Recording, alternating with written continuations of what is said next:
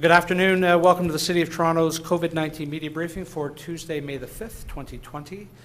Joining us today, Mayor John Tory, Toronto's Medical Officer of Health, Dr. Eileen de Villa, and Toronto Fire Chief and General Manager of the Office of Emergency Management, Matthew Pegg. Mr. Mayor.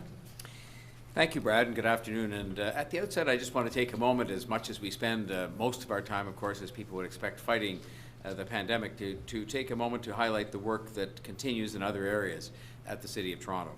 Since the beginning of the COVID-19 pandemic, the City has worked hard to continue to deliver the critical and essential services you've heard us refer to so often and that are part of the day-to-day life of both running a city and also living in one, and I believe the City has done that.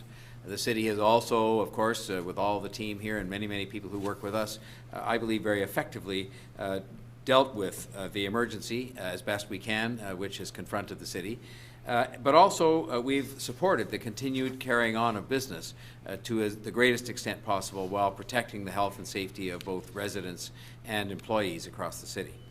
The City has been able to implement rapid process changes, including technology deployment, to allow a number of online and in-person services to be offered, supporting individual residents and other important sectors like residential home improvement projects and the building industry, both of which employ in total thousands of Torontonians. We recognize that despite the pandemic, in fact because of the pandemic, we needed to be agile and to find ways to address in particular the city's housing challenges, to keep construction of housing going and support our building industry, and in turn support the city's economy. Our ability to pivot quickly during the time of the pandemic has resulted in providing development approvals during the time of the pandemic for more than 6,600 housing units, issuing close to 2,200 building permits with a construction value of over $900 million, conducting final construction inspections and providing occupancy permits for more than 2,000 new housing and commercial units across the city. These are important things that all happened between March 16th and May the 1st as we confronted the virus, but they were crucial to increasing the supply of housing, including affordable housing, and to keeping people employed. These numbers reflect a strategic approach to making sure that city business continues to get done. Staff prioritized developments that would have a significant impact and were at critical stages, such as ones that were, for example, about to start construction, ones that were proceeding through final technical clearances, and ones that were very close to occupancy. They also reflect how we're embracing technology so that we can keep important projects moving forward. We've initiated virtual community consultations, with the first one being Housing Now, a project at 705 Warden, and that will take place on May the 13th. We're having pre-application development meetings via web conference, something that we haven't done before, and we're accepting development material and building permit applications online, something we haven't done enough of. We've found ways to do things differently and often much more modern ways using technology. That's something we were pushing for before the pandemic. It is something we have done even faster now because of the pandemic, and I fully expect, as I believe residents and businesses expect, that we will keep this modernization going as we move into the recovery period. This week, I know people are starting to look forward to that recovery period, knowing that we have more work to do. But their patience with the lockdown-type restrictions is getting much thinner, and we understand that. They are seeing other areas, other geographic areas that were hit earlier by the virus, starting to reopen. They see the weather is getting better, and they want to be able to enjoy their city again. We have made progress fighting this virus. We are protecting the health of our city, and we have saved and will continue to save countless numbers of lives. We are getting through this period, but we are still in a deadly, pivotal showdown with this virus. That doesn't mean we are not working for what has to come next and what should come next and what we all will be praying comes next. We are working, and the province is working with us so that we can be ready to reopen based on the advice of our public health professionals. We are starting to see more people in our parks, but at the same time as they're there, they are doing much better at respecting physical distancing, and that's a very good sign. It means people have heard the message loud and clear and are taking personal responsibility in this war on COVID-19. We're seeing fewer and fewer tickets in our parks being issued and in our public spaces for failure to keep physical distance and use of park amenities, and that too is a good thing. Today, I spoke with executives of the Mount Pleasant Cemetery Group and with their provincial regulator, as well as with our own medical officer of health. I was in touch with them to assist in moving us towards reopening their grounds ahead of the Mother's Day weekend. This follows discussions they have had over a period of time with local councillor Josh Matlow. For a series of public health and safety reasons, which I understand, and consistent with gradual reopenings which seek to avoid crowd scenes, their reopening plans, soon to be confirmed, are not likely to include opening hours on Mother's Day itself, but will likely include opening hours on days either side of Mother's Day. I hope this will allow relatives to visit the resting place of loved ones and do so very near to Mother's Day in this very unusual year. And it may well be that other cemeteries and cemetery groups will choose to follow this lead and have such a phased reopening. Consistent with our approach to all other decisions like this, public health and safety must come first. And so I understand the decision that the Mount Pleasant Group is likely to soon announce, and on my own behalf and on behalf of Councillor Matlow, I thank that group for the careful and yet responsive way that they are proposing to deal with this matter. It's a further sign that we are moving forward.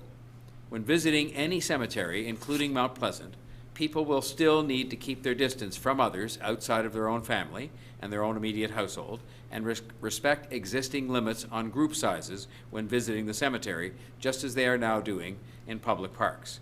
I am told that signage will be in place to remind people of this. It's a cautious step towards a post-COVID world, and I once again thank Mount Pleasant for taking it. Now, while High Park remains closed, we are moving very quickly through peak bloom, and I'm hopeful we'll have a very firm reopening date soon. I'm pushing for the park to be reopened as soon as it is safe to do so, based on advice from our public health professionals and from our park staff. I want to thank all of those very same staff members in both parks and public health, as well as Toronto Police, for their competent professional handling of the entire matter. And I want to reiterate again my genuine thanks to the people of the City of Toronto, especially the local residents of High Park, near High Park, for their understanding and patience. The Bloom Cam is proving to be very popular pandemic viewing. Since going live on April 29th, just a couple of days ago, the Bloom Cam has been viewed more than 125,000 times by more than 57,000 unique viewers. In the first few days, people watched more than 17,792 hours of the Bloom Cam footage, and 94% of the viewers indicated they liked the live stream. On Sunday, May 4th, we ran 2 short live events. On Instagram, we had 600 plus viewers, and on YouTube, 400 viewers watching live these events put forward. And again, I want to thank those responsible for that content that made that experience just a little bit more special. So we're getting through this pandemic thanks to so many Toronto residents doing the right thing and taking physical distancing seriously and staying home as much as they can. Now more than ever, as we move towards the reopening and recovery period, we are going to be relying on residents to keep demonstrating that personal responsibility. That will be the key to a successful restart and recovery: personal responsibility. I know Toronto residents are up to this challenge, a hugely important part of tackling and continuing to tackle successfully the greatest single continuing challenge this city has ever faced. And now, for her daily report, we will call on our Chief Medical Officer of Health, Dr. Eileen de Villa. Thank you, Mayor Tory, and good afternoon, everyone. In today's update, there are 6,448 people infected with COVID-19 in Toronto. This includes 5,809 confirmed and 639 probable cases. There are 394 people in hospital, 105 of whom are in intensive care units. In total, we have lost 469 Torontonians to this virus. On behalf of the team here, I wish a speedy recovery to those who are sick and extend deepest sympathies to all those who have lost loved ones to COVID-19. As I've stated before, these data represent our friends, our family members, and our loved ones. In public health, we use these data to help us understand how an infectious disease, in this case COVID-19, is impacting and spreading in our community. An important component of that data story is to understand if COVID-19 is affecting certain groups in our community more so than others, so that we can then better inform prevention strategies. Emerging evidence from other jurisdictions suggests that COVID-19 is impacting some groups more than others. This includes certain ethno-racial groups and those with lower income levels. We have done some preliminary analysis locally that suggests similar trends in our city. It is important to note that this preliminary data was analyzed by small geographic areas and not at the individual level. In our analysis, we found that people living in areas that have the highest proportion of low-income earners, or areas that have the highest proportion of recent immigrants and high unemployment rates, had higher rates of COVID-19 cases and hospitalizations. These preliminary findings suggest that COVID-19 might be disproportionately affecting certain people in our city. But it is difficult to get a complete picture using area-level data. To strengthen our capacity to address this issue, my team is adding socio-demographic questions to our case management process. We will be asking all people who test positive for COVID-19 about their race, income, household size, Indigenous identity, and First Nation status. This will begin in the near future, after we have made the necessary changes to our database to capture this information. As I mentioned yesterday, as the weather gets nicer, I know we will all want to get outside. This is good both for our mental health and our physical health. And I've been hearing firsthand from people who wonder why other Canadian jurisdictions are beginning to relax their public health measures, while we are not doing the same thing. So I'd like to take a moment to address these comments. First, while our situation here in Toronto is certainly improving, other places, like British Columbia, for example, are at a different point in their outbreak than we are.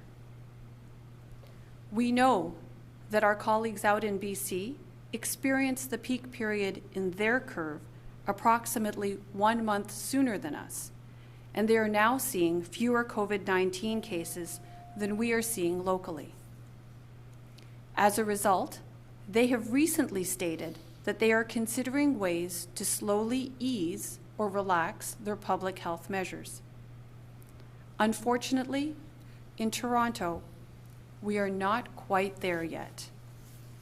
In Toronto, we have not yet seen a steady decrease in the number of new cases each day, nor in the number of new hospitalizations each day. In Ontario, communities outside the GTA are seeing less COVID-19 cases than we are in Toronto. This is not unexpected given our population size, and as I have stated before, the reality is that COVID-19 does not impact all communities in exactly the same way. In Toronto, we need to look at our own unique circumstances to inform how we reopen safely. We are Canada's largest city, with a greater density than others and a highly mobile population. While our local indicators suggest that COVID activity is slowing down in our city, we need to continue physical distancing measures until we see a steady decrease in the number of new cases and hospitalizations. We need to ensure that we do not undo the progress we have made with our physical distancing measures. when we start to see our local COVID-19 infections and hospital admissions declining, we can start to ease our restrictions and slowly begin to reopen our city. However, physical distancing will continue to be a part of our lives for the foreseeable future. I know that it is not reasonable to ask people to continue to stay inside, especially now that the nice weather is upon us. We have been actively engaging with our city colleagues in the transportation services and the parks, forestry, and recreation divisions, and considering what we can do to keep our residents active and moving as part of our recovery planning efforts. However, we need to be measured in our approach for reopening our city. We are already seeing other jurisdictions slowing down their reopening in response to their local situation. For example, we recently learned that the plans for reopening retail stores in the Greater Montreal area has been pushed back by 1 week. We have been successful so far in reducing virus spread in our city.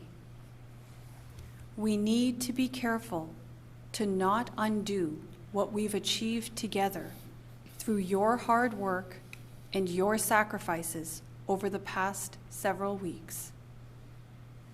As we start to move forward, please do stay safe. Please continue to practice physical distancing when you go outside, and please continue to take care of each other. I'll now hand it over to Chief Pegg. Thank you, Dr. de Villa, and good afternoon. All aspects of EOC operations are continuing, and our teams are doing an extraordinary job of ensuring that critical and essential services are being provided without interruption. Today, I've been asked to provide an update with respect to our personal protective equipment levels. Our PPE inventory levels continue to remain stable, although we are seeing increased PPE consumption rates in both paramedic services and long-term care. This is as a result of increased demand and in response to some recent protocol changes relating to the use of both N95 respirators and face shields. I'm pleased to report that our recent delivery of face shields has successfully gone through our increased verification and quality assurance process, and we have now placed 45,000 face shields into active inventory. We also have more on order. Our present PPE inventory levels, based on our current consumption rates, are as follows. We have a 19-day supply of N95 respirators, a 509-day supply of surgical masks, 264-day supply of isolation gowns, and a 20-day supply of face shields. The City is continuing to source and manage PPE in support of our continuing response to COVID-19. As a City, we continue to provide the essential and critical services that our residents both need and rely on each and every day in Toronto. For example, our City's fleet services team has been and continues to be hard at work throughout the pandemic. Fleet services increased operational capacity in maintenance, fuel management, and support services to ensure that our frontline workers are able to continue to deliver essential and critical services both safely and effectively. They also continue to support the work of Shelter, Support, and Housing Administration by providing vehicles, drivers, and training to facilitate the essential transfer of clients. And they have led the design of physical distancing solutions for city vehicles and supported the design and execution of operational strategies for food banks and other community partner services with the support of various partners and stakeholders. I would also like to acknowledge and thank our division-specific fleet and mechanical maintenance services that are also supporting essential services around the clock. This includes the fire services, paramedic services, police service, and TTC, vehicle and equipment maintenance and repair teams. It is important to acknowledge the great work of all city divisions and agencies throughout this response. I have the privilege of witnessing the continuous collaboration and innovation that is at the forefront of the city's public service during these unprecedented times. In closing, I remind everyone that toronto.ca/COVID-19 is the best source for reliable and timely information on COVID-19 in Toronto. Thank you. Thank you, Chief. For reporters on the line, we have Mary Ann Bedard from our Shelter Support and Housing Division, as well as Paul Raptors from Long-Term Care, should you have questions. The first question is to Brian Passafume from the Toronto Sun. Brian, go ahead. Good afternoon. My question is for the Mayor. Can you talk about how the pandemic has impacted tourism in the city and how tourism fits into the city's overall reopening efforts?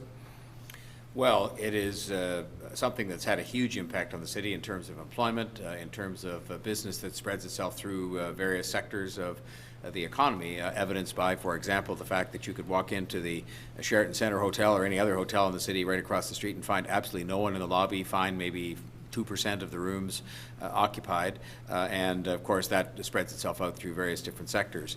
And I think that it'll be an important part of the reopening, but it will be very much governed not only by our own local public health considerations, but also by international decisions that are made.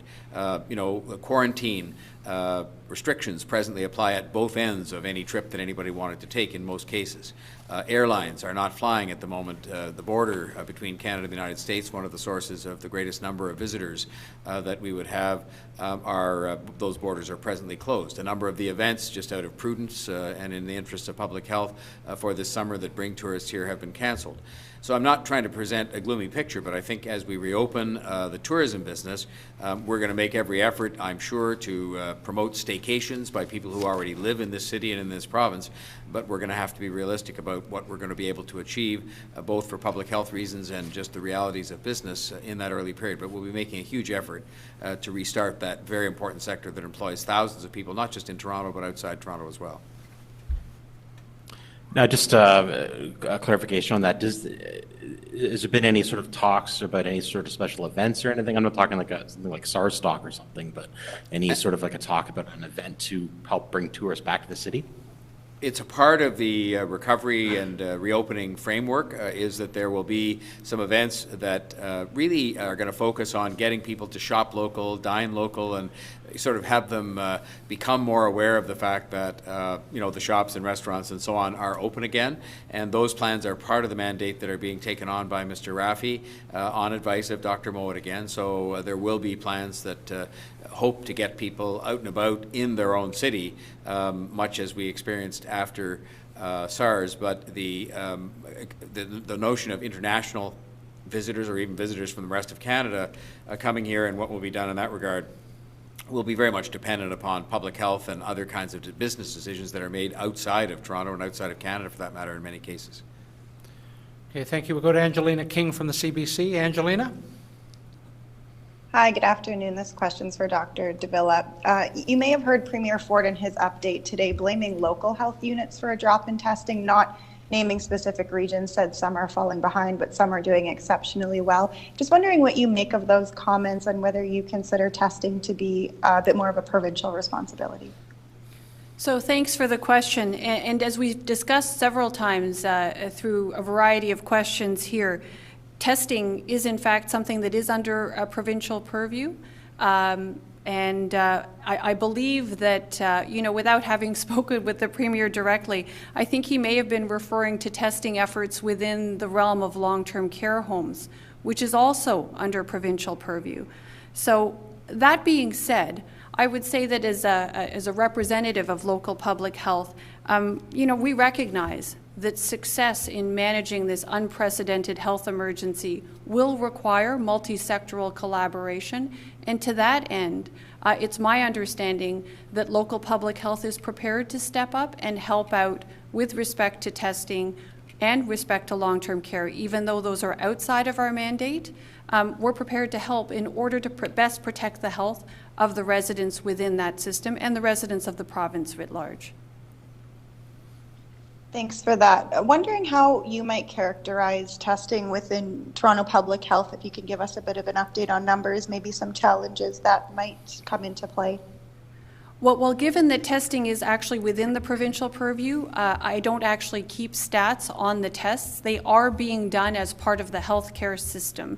And we certainly know that there are a variety of assessment centres, and there are certainly opportunities for testing to occur within the context of long-term care homes as directed by the province in order to best secure the health of those who are in that sector, whether we're talking about residents of long-term care homes or those who work within those settings. So I know that testing is certainly being made available, and I know that our provincial counterparts have made great efforts to increase testing capacity within the system so that those who need tests are able to get those tests in a timely fashion. Okay, thank you. We'll go to Chanel Call now from CP24. Chanel? Hi, Mayor. Sorry to stray from important COVID news today. Just want to ask you about these foxes. This has become a big attraction in the beaches. Just want to know whether the city is going to be doing anything more to protect the animals. Well, I haven't had brought to my attention that anybody is abusing the animals or doing anything that would threaten them. Obviously, if that information came to my attention, I would want to see us deploy any possible resource that we could, including provincial resources in the natural resources area of their government to protect those animals. I think people are keeping an eye on it. Again, we've urged people to leave the animals alone. Again, it's a different kind of physical distancing, but they should physically distance themselves from the foxes and from that little family of animals and understand that it's an important part of living in a great city that is conscious of its environment, that we should have wildlife that can thrive in the city, recognizing that this is not necessarily the best place for them to have their home, but that in the meantime, while they're there, we have to keep an eye out for them and take care of them. But I've had no indication at this moment in time whatsoever that I'm aware of that there's been any abuse or mistreatment of those animals. I guess the question comes from some information yesterday that came to light that folks here in the beaches were saying they've seen people coming here late at night, in the middle of the night, and feeding the animals, trying to take photos with the animals. Now there's some gates up, and today I see there are bylaw officers here as well. But I think the concern comes from area neighbors who say it isn't being patrolled 24/7. Sometimes people are coming at odd hours to try to get close to the animals. The bottom line here is these are animals in the wild. It's a tribute to our city that we have plentiful wildlife coming out of our ravines and in different parts of the city, and that people should understand these are not pets. These are animals that should not be fed by people. People should not approach them too closely, both for their own safety and for the safety of the animals. And so I hope that message will get across, and that if it doesn't seem to be getting across, we can look at other measures we might undertake. But it's difficult for us, given that the fact that they are wild animals and they're living in a big city, for us to to be looking after everything that they do or everything that is done around them. But I think if people again take personal responsibility for this, the animals can be safe. I suspect they will move somewhere else in due course, but we have to keep an eye on them in the meantime, and I will certainly try to keep apprised of how people are respecting those animals and their need to have some space as we go forward. Okay, thank you. We go to Ben Spur now from the Toronto Star. Ben? Hi there. My question's for the Mayor. Mr. Mayor, you said a few weeks ago that figuring out how to safely operate the TTC will be one of the biggest challenges for the city as it starts to reopen. Other jurisdictions have done things like mandating that passengers wear masks, asking employers to change work hours so crowds on vehicles don't get too large during rush hour, putting down floor markings to tell people where to stand. Are those the kind of strategies the city will be implementing? Every single one of those things and more are on the table and under active discussion. We are not presuming to have all the right answers here in Toronto for our transit system or anything else as we go about the task, Mr. Raffi and Dr. Mowat and others, of reopening the city properly and safely and in the interests of public health. So we're drawing upon ideas from elsewhere, and we're going to draw up the best plan for Toronto. And transit is a particular area of complication because obviously, by definition, you have groups of people together on different vehicles. And so all of those kinds of things are under active discussion. None of them as yet has been accepted because the plan hasn't been finalized as yet. but I can just assure you what we're wanting to do is make sure the service is available for people in a way that is safe and healthy and that doesn't pose undue risk of health or anything else to people as they use public transit, which we want them to return to doing as soon as possible during the recovery period. And just to follow up, I think this is for Dr. de Villa, but before this crisis, we of course would regularly see large crowds throughout the TTC network at stations and on vehicles. And in your opinion, will it be impossible for us to safely return to anything resembling regular transit service and the associated crowding until there is a vaccine for the disease?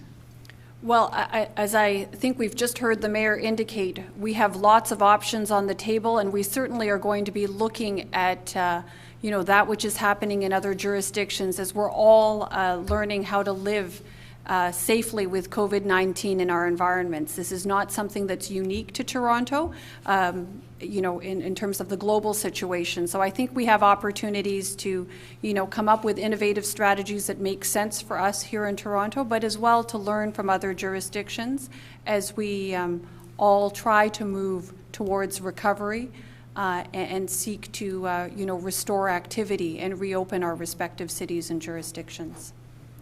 Okay, thank you. We'll go to Lucas Meyer now from News Talk 1010. Lucas? Thank you very much for taking my question. I was wondering, with regards to what the Premier was saying today about MLSE being in contact with him regarding, Toronto being a possible pod city for the season, saying that he had been in discussions with MLSE. So, Mayor, I'm just wondering if there's anything you can add to that, if there's been discussions between further discussions between MLSE and the city. What's the city's role in that, if so? And also, if there's any update on the Raptors practice facility. I know you had mentioned to stay tuned. So can you elaborate on a little bit on possible pod city for hockey and the Raptors practice facility? There have been some very preliminary, very high-level contacts with respect to the possibility of some hockey games being played here, but it's something that hasn't been finalized by the National Hockey League, and certainly MLSE are very mindful of the fact that there would have to be substantial public health considerations taken into account as to the possibility even of those kinds of games being played here in Toronto.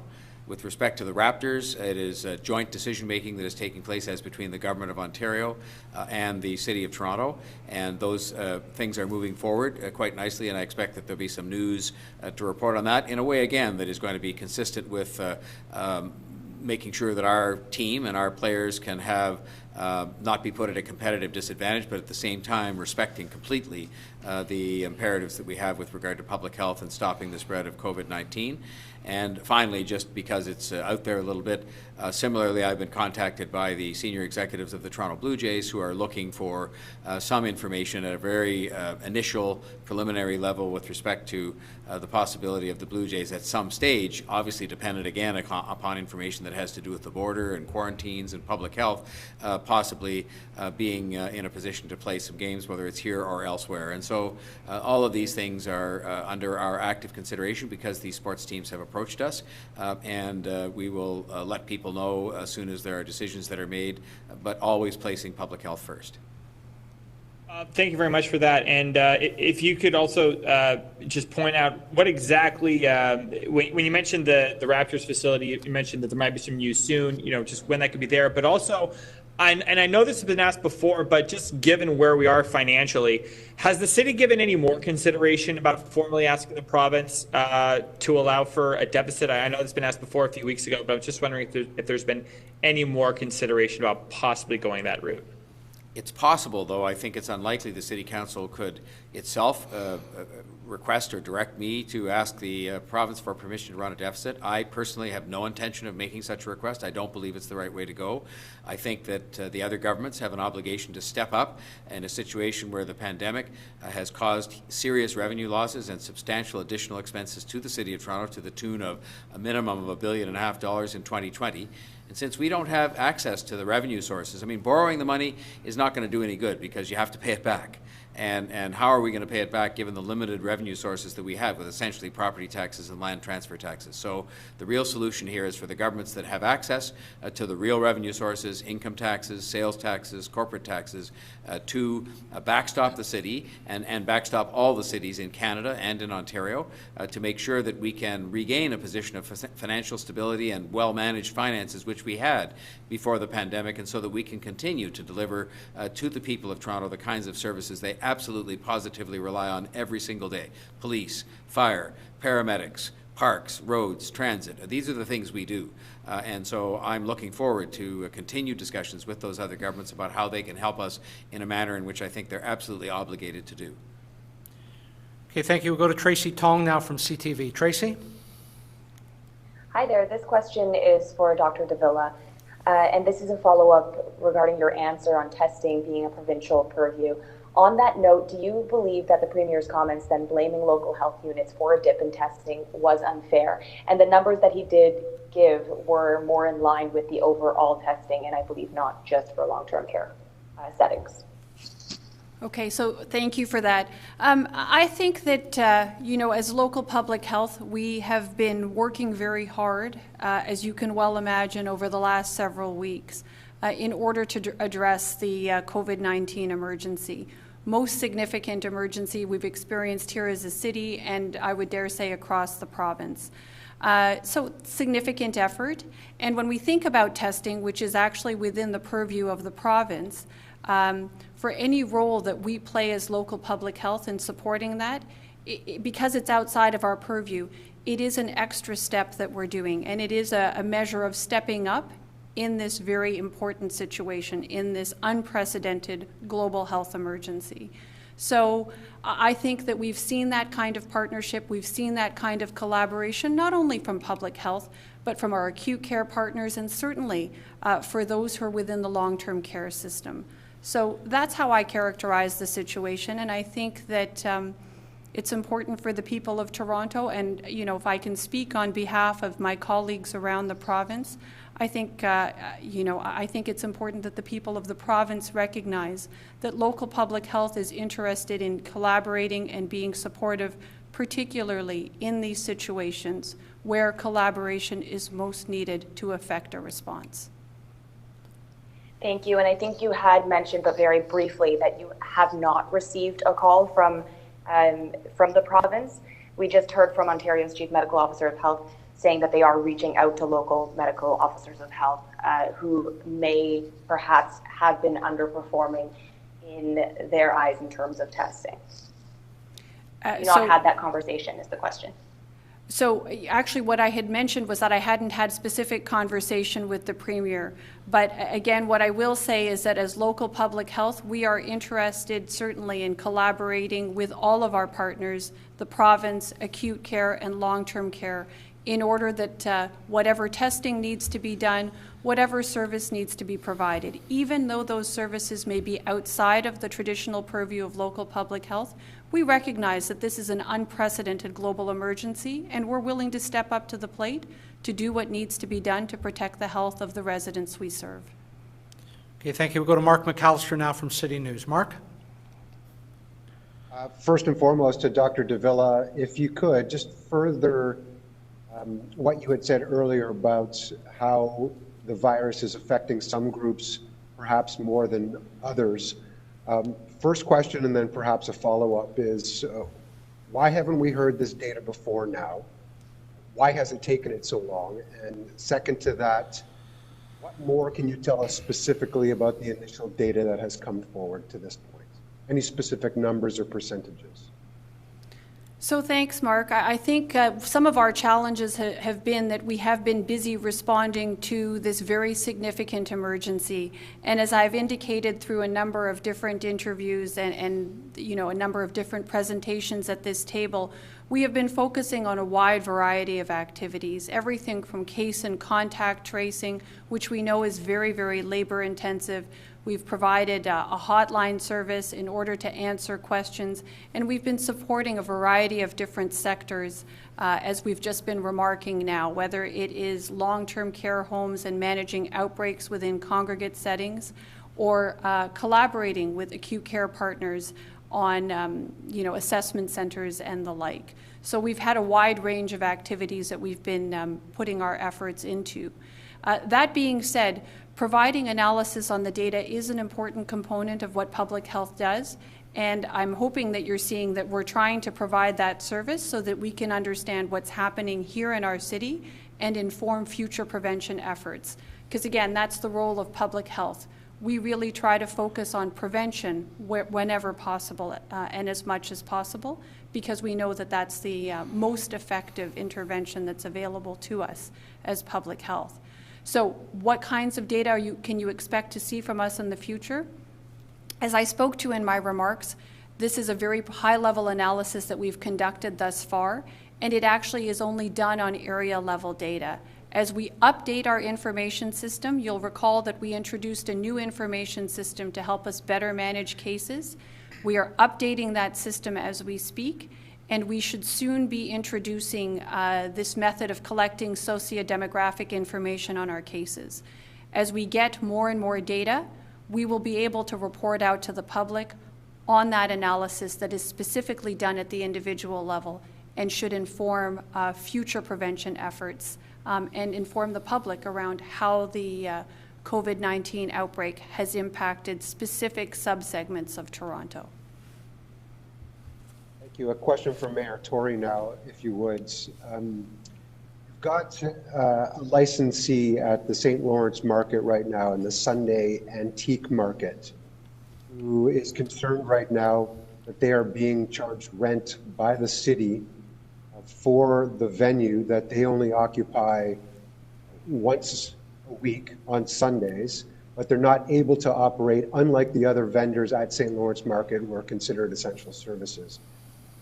As a result, they're being quite critical of the city, saying it's a double standard to ask other landlords to offer some leniencies, and the city isn't doing so itself. Why would the city require the antique market to pay for space it's not allowed to use? In actual fact, they have been offered a deferral of the rent for a period of 3 months. That's my understanding. And in actual fact as well, discussions are ongoing with them if there's a better solution that we can find, because I think that's entirely consistent with what I've been suggesting other landlords should do, which is to reach some kind of a reasonable accommodation with commercial tenants so that they can carry on in business and so that it reflects the fact that they're not able to carry on business in the normal course at this time. And so I certainly want to see those discussions reach a successful and agreeable conclusion. I trust they are continuing, because that's what I've been informed, and I'll certainly be interested to see that fair treatment is arrived at, fair treatment both for the tenant in this case and for the city for a building that is owned and financed by the taxpayers. Thank you. We'll now go to Matt Bingley from Global News. Matt? Hi, Dr. de Villa. On the new data that you're tracking, I'm just wondering how many people that you've looked at, how many cases rather, that has informed this so far, and if there's any opportunity to go back and look at some of the older cases that have been resolved or haven't to help get a more fulsome picture of this. So just to be clear, Matt, we're not yet tracking those new data. We are making the necessary changes to our information system to allow us to collect those data so that we can then report on them. Whether we can go backwards and look back at the existing cases that we already have, I'll have to take up with the team, but certainly you can appreciate that we're interested in understanding the socio-demographic analysis and providing the residents of the city with that knowledge. One, so that they're aware, and two, we're interested in ourselves as public health in order that we can better inform our prevention strategies on a go-forward basis. Sorry, could I just get you to clarify then, if you're not tracking the data yet, then how are you able to come to these conclusions that you stated at the beginning? So that's an excellent question, and it's a little technical, but I will try to put it in pretty straightforward terms. What we know is we have data in respect of certain geographic areas of the city. And we know that certain areas of the city, for example, are characterized by populations that are of higher income status, or that there are certain areas of the city that have higher proportions of recent immigrants, for example. So using that area level data and combining that with our understanding of where COVID-19 cases are emerging or where those who are being hospitalized with COVID-19 are coming from, we can provide that high-level analysis. However, it is not as precise, nor does it give us the depth of information that you would get if those data were collected on an individual case-by-case basis. That's why we're making this change. Okay, thank you. We'll go to Francine Copen now from the Toronto Star. Francine?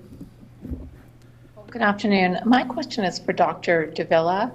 Dr. de Villa, I wondered if you could explain what COVID testing the province is responsible for and what COVID testing Toronto Public Health is responsible for. So Francine, actually the province is responsible for all COVID testing. Okay, but you mentioned TPH doing testing in long-term care homes? So what we've been asked to do is to work with partners in long-term care and with partners in acute care who are supporting the efforts in long-term care to pull together data on testing and to ensure that testing is actually happening within those settings. However, testing and long-term care itself is under provincial purview. Okay, thank you. Those are all my questions. Thank you, Francine. Okay, final question is to Geoff Gray from the Globe and Mail. Jeff? Oh, hi, yes, thanks. Just wanted to pick up on that clarification there from Dr. de Villa. So you're saying it is Toronto Public Health's role to ensure testing is occurring in long-term care homes in Toronto. Is that right? So traditionally, we are not responsible for either testing or for long-term care. So testing itself is under the provincial jurisdiction, and oversight of long-term care homes is also under the provincial jurisdiction.